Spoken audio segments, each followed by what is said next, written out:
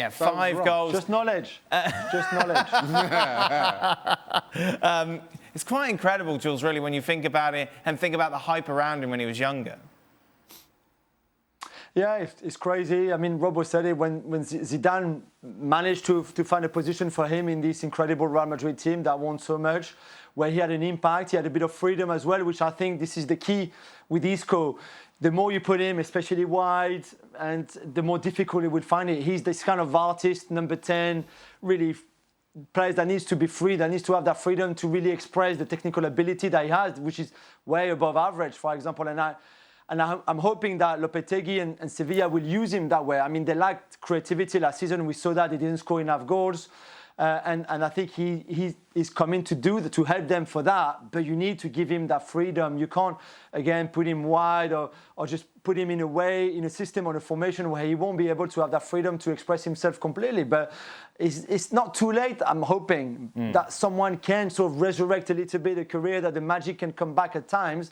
And for that, he has to be a playing team. And again, I think the key is the freedom that they can give him. So he's joined a Sevilla side who, let's not forget, for quite a large chunk of last season, we were talking as possible title contenders. That completely fell apart. The second half of their campaign, not impressive at all. In the end, they finished 4th, kind of replicated as well with their campaign in Europe.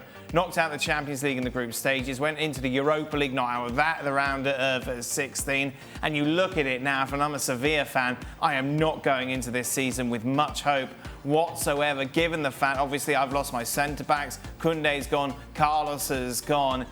It is very difficult, isn't it, Robbo, to kind of spin this in any sort of positive way, looking at what's happened in the summer in Sevilla?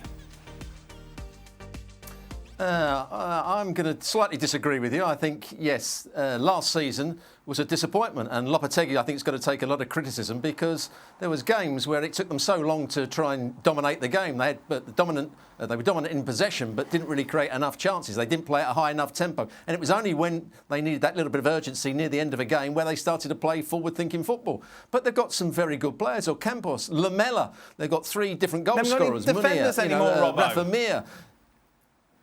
But they need to play more attacking football. They can still play with a back 2. I think they were changed from a back 3 to a back 2, 2 centre-halves.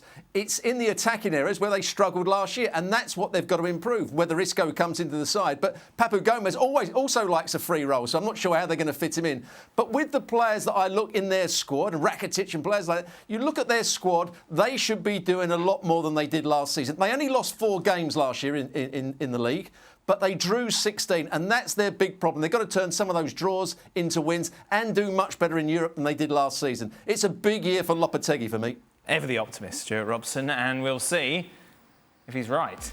Sevilla's first game of the season, they're away in Pamplona against Osasuna. It all starts in every single match live on ESPN Plus, Friday, 2:30 Eastern.